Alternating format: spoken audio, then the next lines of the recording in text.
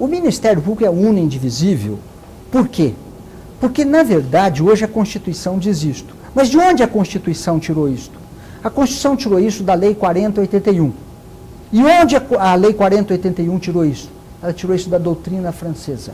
A doutrina francesa considerava o Ministério Público uno e indivisível, por quê? Porque a doutrina francesa é feita em cima de um Estado unitário, onde o Ministério Público é uno, e o Procurador-Geral concentrava nas mãos o poder de avocação e delegação.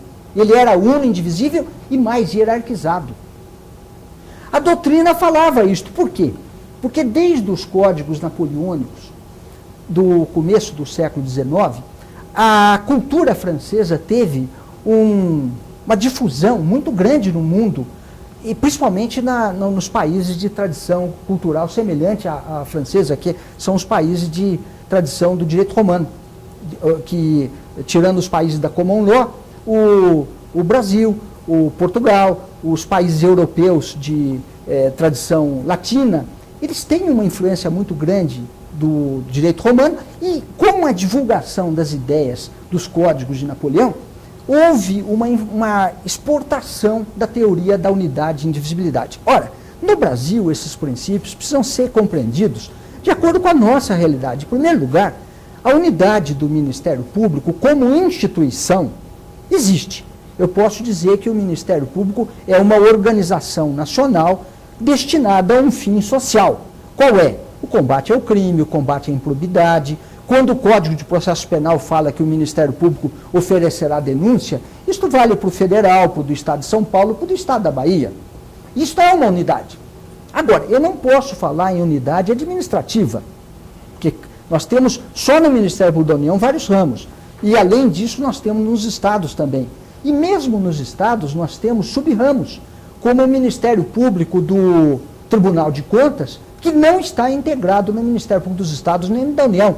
Por decisão do Supremo Tribunal Federal, ele é um Ministério Público especial. Então, esta unidade do Ministério Público precisa ser bem compreendida para as peculiaridades do Ministério Público brasileiro. O que significa essa unidade do Ministério Público? Significa que nós temos, em cada Ministério Público, uma instituição, com as suas funções e com a possibilidade de substituição na forma da lei, e não no sistema do procurador do rei, que podia designar e avocar o que ele quisesse.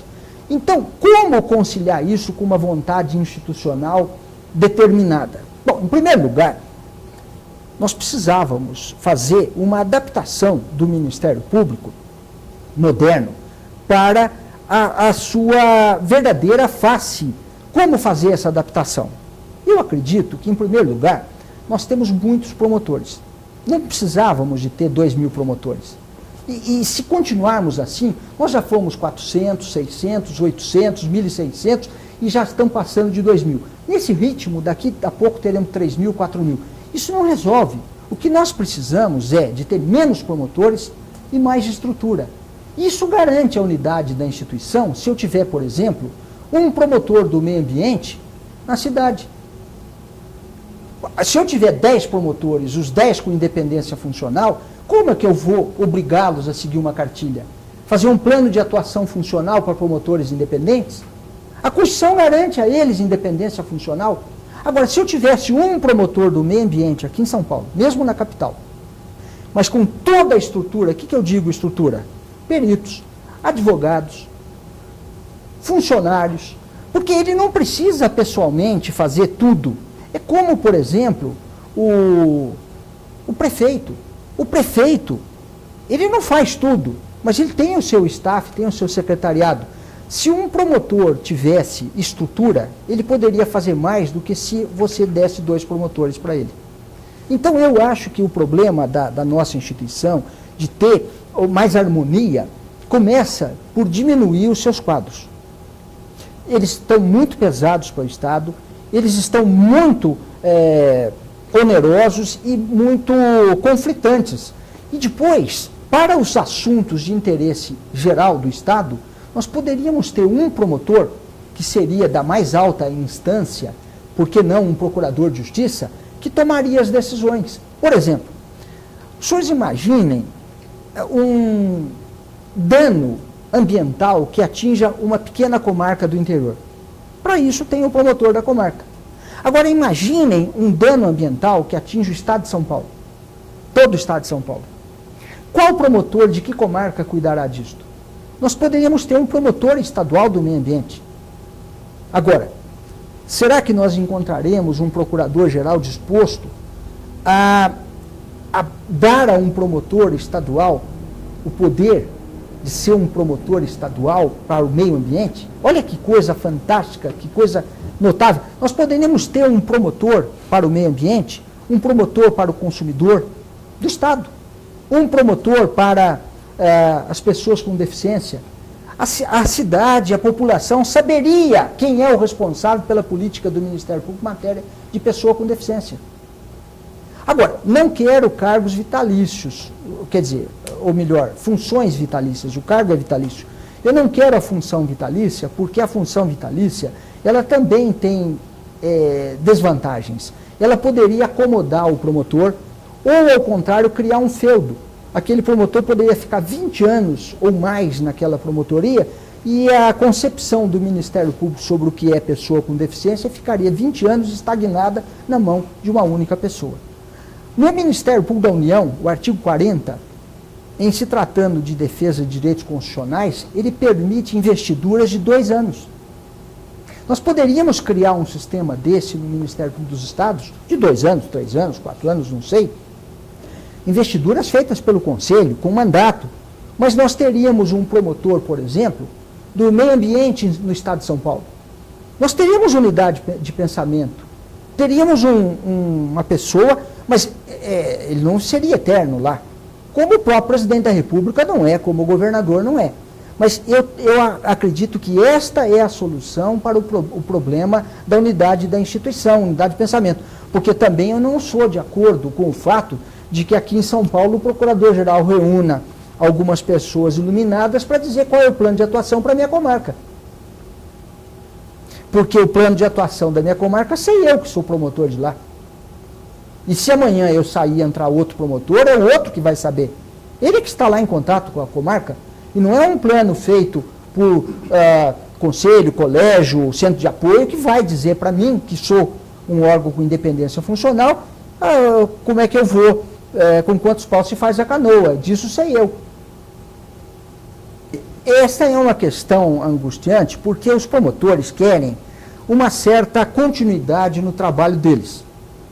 Mas eu te pergunto o seguinte, se você assumisse uma promotoria e a prioridade dessa sua promotoria fosse, por exemplo, a questão da pessoa com deficiência, e você chegasse na sua comarca e chegasse à conclusão que a prioridade na sua comarca é a criança e o adolescente, o que você iria fazer?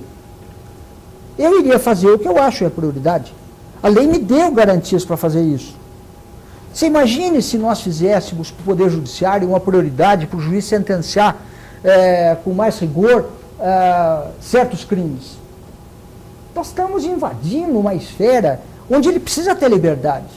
Eu sei que o Ministério Público está angustiado com a necessidade de mais harmonia no seu trabalho, de menos conflito entre as diversas sucessões de promotores no meio de uma atuação, mas essa solução tem que ser feita de uma maneira mais inteligente e não de uma maneira coativa, como se o promotor fosse receber ordens de um plano de atuação funcional. As ordens que o promotor tem que cumprir, elas já existem. Se você observar bem, as prioridades nossas já estão estabelecidas na lei.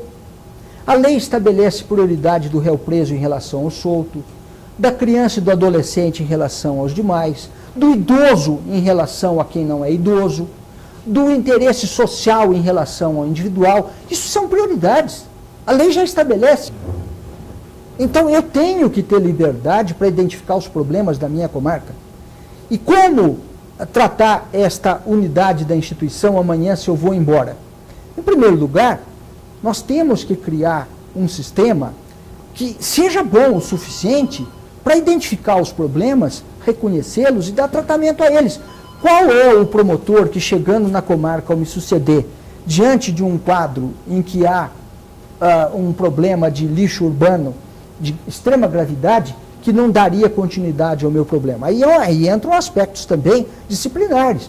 Será que ele não está se omitindo no seu dever? Será que ele não está sendo negligente, ineficiente? Agora, fazer uma instituição trabalhar como se nós fôssemos uma instituição hierarquizada, eu acredito sinceramente que é uma regressão, porque foi dentro da nossa independência funcional que nós construímos tudo o que nós alcançamos. Não foi